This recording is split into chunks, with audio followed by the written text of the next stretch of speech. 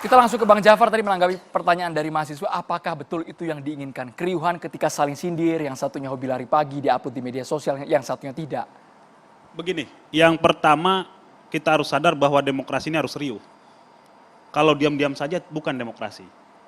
Demokrasi itu harus riuh oleh gagasan, oleh pemikiran-pemikiran orang yang terlibat di dalamnya. Kenapa? Karena politik itu adalah urusan publik. Dia mengurus hal-hal publik. Maka kemudian dia harus riuh. Pandangan-pandangan harus ditumburkan sehingga kemudian lahir sesuatu untuk dikerjakan bersama. Konteks Pak Anies mengatakan saya bukan lari-lari pagi, saya melihat begini, demokrasi Indonesia tidak lagi bisa hanya sekedar gimmick-gimmick. Tidak bisa lagi sekedar hanya foto-foto selfie, tidak. Kenapa? Kalau hanya sebatas foto-foto selfie, maka kemudian demokrasi kita hanya akan menjadi demokrasi 140 huruf. Tidak. Demokrasi ini harus kemudian menghasilkan yang namanya kesejahteraan, menghasilkan yang namanya generasi baru yang bisa berinovasi, yang bisa berkreativitas, yang melahirkan penemuan-penemuan. Bukan sekedar kemudian lari sana, lari sini, bicara sana, bicara sini, ngatakan bahwa kita ingin membangun Indonesia, tidak. Maka demokrasi kita harus siap gitu. Keriuhan-keriuhan ini kita masukkan ke dalam hal-hal yang substansial. Konteksnya Pak Anies mengatakan, ayo dong saling catat prestasi. Tim sana boleh lihat saya memerintah, tim sini boleh lihat sana memerintah. Karena ini semua punya rekam jejak pemerintahan. Punya rekam jejak. Pak Anies pernah jadi gubernur, Mas Ganjar pernah jadi gubernur, Pak Prabowo pernah jadi menteri. Ini yang kita lihat di belakangnya. Bagaimana mereka ketika memerintah, ketika berkuasa tadi, memposisikan rakyatnya, memposisikan daerahnya apakah dibawa ke depan untuk maju beserta kesejahteraannya atau biasa-biasa saja. Nah, itu teman-teman mahasiswa boleh cek BPS. Boleh cek BPS hasilnya seperti apa.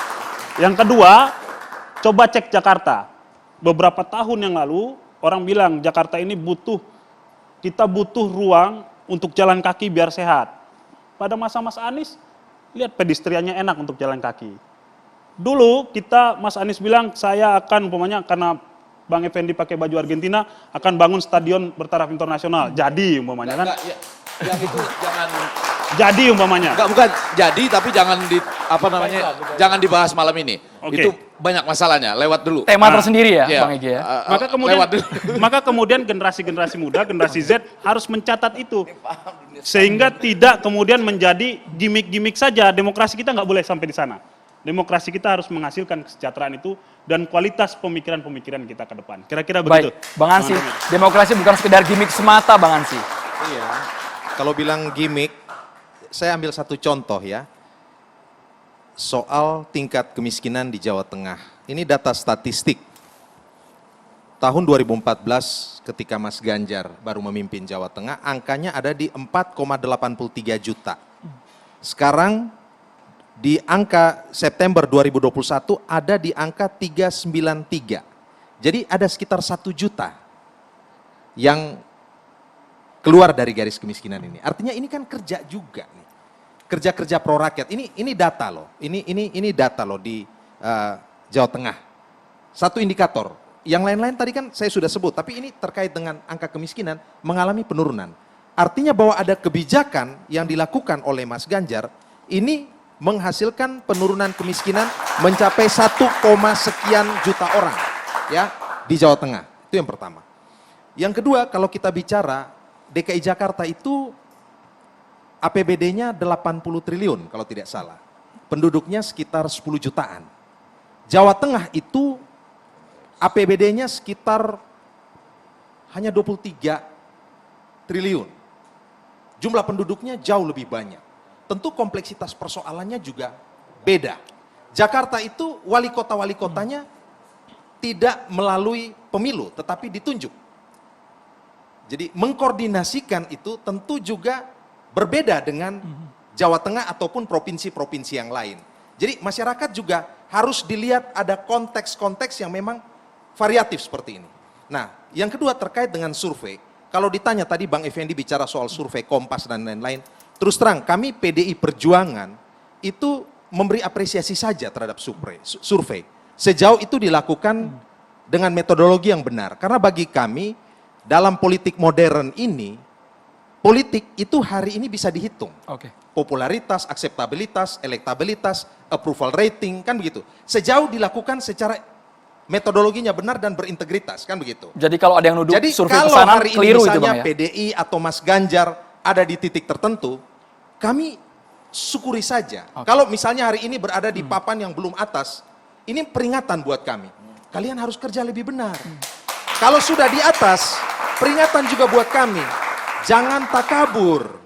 Karena survei ini dinamis begitu. Jadi ya kami menggunakan ini secara rasional saja. Nah saya kira terkait dengan survei terhadap, kritik terhadap presiden, menurut saya dalam alam demokrasi sah-sah saja. Tentu kritiknya itu harus berbasiskan kinerja dan data yang valid dan juga akurat. Kalau bicara politik ini kan sederhananya dua saja, Bang Effendi. How to get power, how to use power. Kita ingin how to get power, mendapatkan kekuasaan ini, di sana ada logikanya jalan, penalarannya jalan, ada etiknya juga jalan, kan begitu. Tetapi setelah itu, how to get power, mereka ini harus punya kemampuan untuk membumikan apa yang menjadi visi, misi, dan orientasi.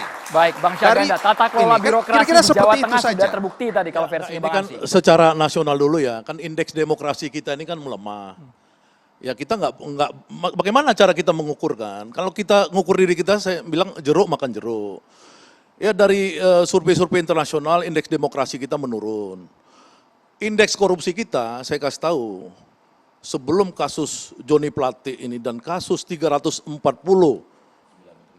triliunnya yang semua di bawah rejim Jokowi yang ini, itu sudah 34. Hancur sama dengan Gambia. Coba cek aja, saya nggak ini, Gambia 34. Di bawah kita sedikit Meksiko, karena Meksiko ini kan negeri kartel narkoba dan lain-lain. Bandingkan dengan Norwegia 93, Netherlands 90. Ya, kita itu jauh ya berapa puluh poin itu dari 34 ke 93 itu berarti 60 poin di bawah negara maju Skandinavia. Jokowi pernah naik sedikit ke 38 ke 40, turun lagi ke 34.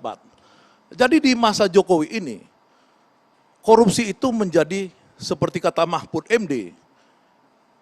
Ada di mana-mana, saya lihat ke atas, ke bawah, ke samping, ke depan.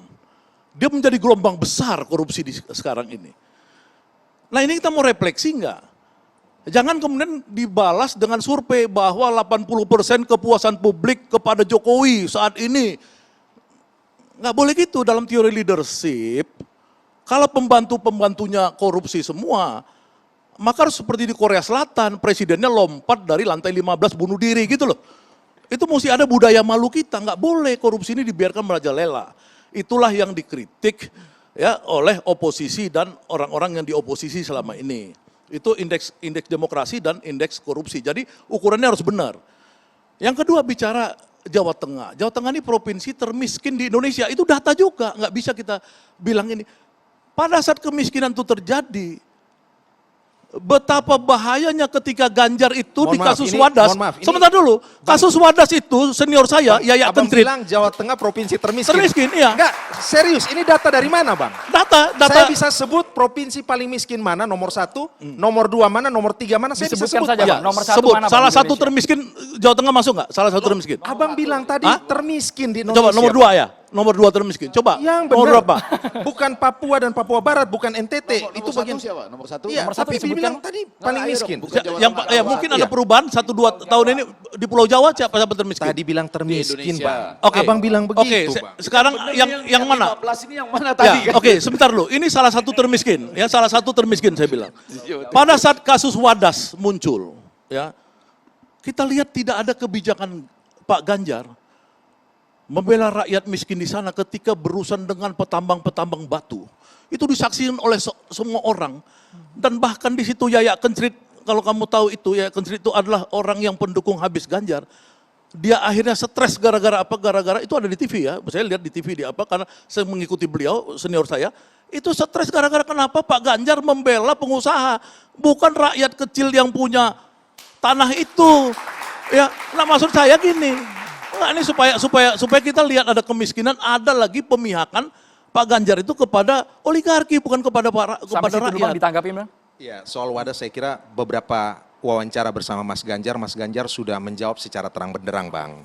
Jadi otoritas terkait dengan itu otoritasnya terkait dengan pembangunan itu adanya di PUPR.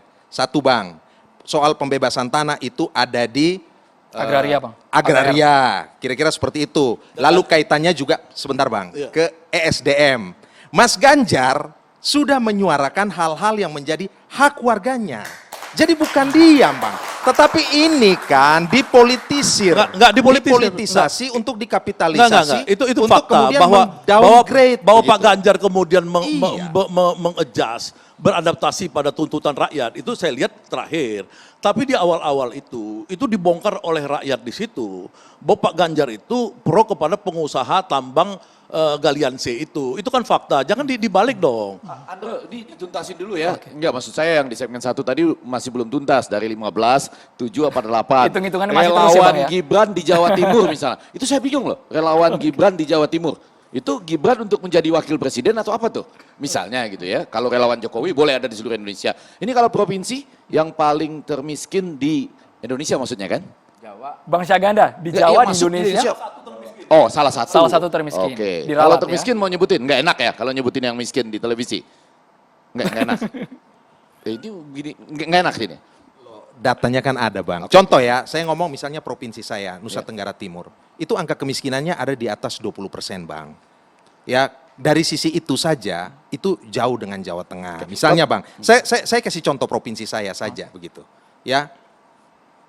Persisnya seperti itu. Jadi kalau bilang Jawa Boleh Tengah masuk termiskin, ke itu soal yang nggak benar. Oke, Bang. oke. Nggak boleh masuk ke yang tadi ya, Kiai Sujiwo Tejo ini. Saya menarik untuk mengatakan pemimpin plastik atau tidak. Plastik atau tidak itu kan kurang lebih ada aksi yang dalam tanda petik dibuat-buat, tidak otentik misalnya begitu ya. Nah, dalam komunikasi politik itu kalau plastik itu kan ditarik bisa keluar dan ke dalam. Nah, kita sedang menghadapi masalah tarik keluar dan tarik ke dalam seperti ini misalnya. Kalau ditariknya itu ke luar, misalnya ada pemimpin yang bisa menjanjikan, kalau saya nanti jadi presiden, maka Bapak keamanannya dijamin semua. Bahkan anak cucu Bapak akan berprestasi dengan sangat baik di mana-mana. Nah, itu ditarik keluar itu. Ya kan, sehingga dengan demikian, oh kalau begitu kita dukung yang ini misalnya. Ya kan, dan keluarga dukung yang ini. Itu ditarik keluar. Tetapi plastik yang ditarik ke dalam juga ada. Saya yakin ada misalnya tokoh-tokoh yang tidak berani bicara sekarang. Walaupun dia punya data, ya ditarik ke dalam jadinya karena kalau dia bicara sekarang habis bisnis dari partai-partai ini, ya dibongkar oleh misalnya kekuasaan. Ada kekhawatiran gitu karena sebuah kita punya aib. Jadi aibnya dibuka, habis itu partai-partai jadinya. Jadi itu yang saya bilang plastik ini tidak semata-mata hanya karena ya sifat orang yang terkait dengan tabiatnya lalu dikeluarkan, ada tekanan-tekanan seperti itu juga. Ada yang melebihi, menjanjikan. Jadi, menurut Pak Effendi, Ya. yang plastik ini karena dia melindungi dirinya. Ya kan untuk tidak menghadapi tekanan dari Oh luar. iya, Gitu, kalau yang ditarik ke dalam, dia takut. Bukan sekarang waktunya. Dia tunggu sampai September atau Oktober, Ya, tapi baru tesis- dia bongkar semua. Karena kalau sekarang tesisnya dibongkar, Pak Sujiwo Tejo, Ya. justru yang di dalam sekarang ini, yang Prabowo lagi disayang-sayang sama Jokowi, yang bukan plastik gitu loh. enggak, saya Gimana? bilang tadi ada yang ditarik keluar kan. Yang apa mengatakan artinya bahwa kalau saya jadi nanti, maka dijamin semua. Oh, Pak Prabowo janji itu. Oh, enggak, saya enggak bilang gitu. Ini plastik dalam komunikasi politik. Bisa seperti itu kalau ditarik keluar, saya jamin semua. Aman. Aman, bahkan segala sesuatu yang berkaitan dengan karir, keluarga aman semua nanti ke depannya. Itu yang plastik yang ditarik keluar gitu. Kan ilmiah kan malam ini kita bicara nih, Iya, antara iya. konteks, teks, pembaca, pendengar, begitu ya? Nah, Ya, masih- makanya kalau Anies karena disinggung tadi Prabowo yang ini original. Saya mau mengatakan bahwa manusia itu kan tidak dilihat tiba-tiba muncul dari gorong-gorong. Ya kan kita harus lihat masa lalu. Anies itu saya bilang pernah menjadi pemimpin mahasiswa di kampus terbesar di Indonesia. Sekarang nomor 1, Pak. Nomor 2 UI, nomor 3 ITB kampus saya. Nomor Bapak itu tergantung lembaga mana juga Lembaga tuh juga, yang iya. Ini bahaya nih. Iya, iya. Lalu lembaga ini sedang dibayar oleh siapa? Bisa data ya, Bapak-bapak ya, yang Nah dipakai ya. itu jadi Oke. di kampus sebesar itu dia di usia muda. sudah memimpin mahasiswa yang jumlahnya puluhan ribu. Itu harus kita apresiasi sebagai bentuk bahwa ada anak muda, ya di masa lalunya dia sudah jadi pemimpin besar. Problem yang saya ceritakan kepada orang-orang tentang Anies ini yang nanya ke saya bilang saya tuh dulu merantau ke Belanda, ke Eropa. Anies merantau ke Amerika. Oke. Teman-teman yang saya lihat aktivis-aktivis yang merantau ke Amerika, pulangnya di kepala dia itu efisiensi. Ya, kalau yang merantau ke Eropa, ke Belanda, dia lebih sosialistik, dia pulangnya efektivitas. Ini juga jadi catatan. Tapi setahu saya Anies itu orangnya responsibel. Walaupun dia berpendekatan efisiensi, ya misalkan dia kalau ketemu kita, dia masih tetap sambil kerja dengan HP-nya. Saya pernah nawarin buku sama Pak Anies, Pak Gub mau buku nggak? Ini bagus buku tentang ini dari dari baguslah buku. Saya bilang, oh ya kamu kasih aja sama saya ininya addressnya nanti saya beli. Dia nggak mau saya kasih buku itu karena orang zaman sekarang ini berpikir efisien, terutama yang tamatan Amerika. Jadi mungkin mudah-mudahan yang bertanya tentang Anies bahwa dia itu kelihatan sangat berpikir efisien, tapi saya pastikan bahwa Anies itu berpikir responsibel. Baik. Jadi apa yang dia katakan, apa yang dia janjikan, ya dia akan lakukan. Itu dia. Baik, Bang Ganda. Mbak Tejo, soal plastik ini terbantahkan. Bangsa Ganda ya. Mas Anies sama Ganjar itu dua-duanya datang ke saya mantu, bahkan Ganjar sampai ke rumah. Tidak ada urusan sama kebencian, tidak. Tapi saya cuman selalu bilang, itu gayanya nggak blas gitu loh. Nggak lepas gitu, Mbak Aku ya. pengen Anies itu blas. Ganjar itu ya bisa lah kalau Ya, karena dia nggak- Prabowo itu dia gimana nggak aku suka. Dia nggak Ini ikut bukan ludruk berarti aku dulu, nggak dukung ikut Prabowo ludruk. ya. Dia aku bisa nari Gatot Kaca. Prabowo nari Gatot Kaca itu bukan tari Gatot Kaca Pak, itu pencak silat Pak, aku bilang gitu.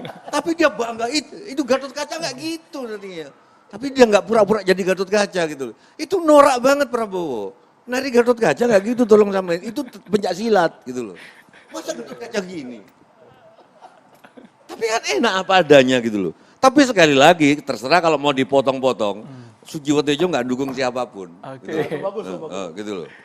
Jadi Sujiwo Tejo tidak dukung Prabowo kan? Penting ini. Netral.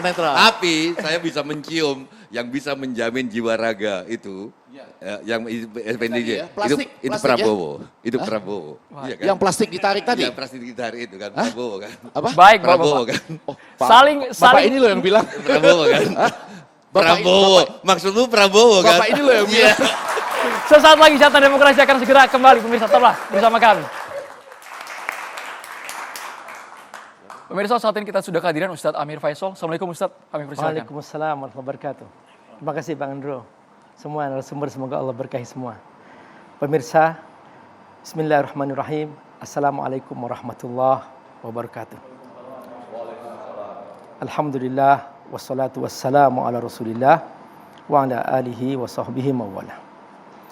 Allah Subhanahu wa taala mendorong kita agar bersaing. Tetapi konteks persaingan yang Allah ajarkan adalah harus dengan cara yang baik dan dalam kebaikan.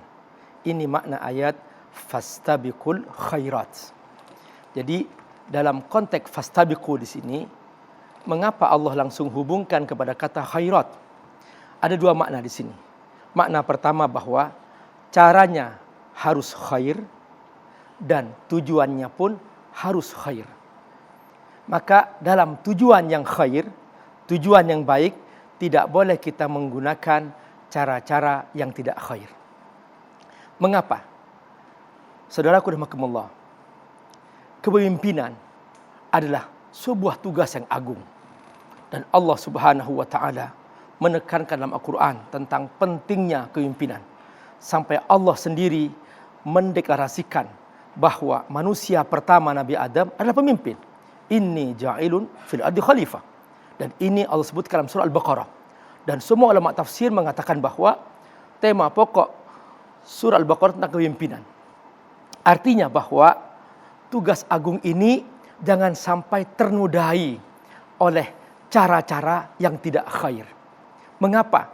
Karena setiap cara yang tidak khair akan mencabut keberkahan dalam kepemimpinan tersebut. Setiap kepemimpinan yang didapat dengan cara yang khair, itulah yang Allah berkahi.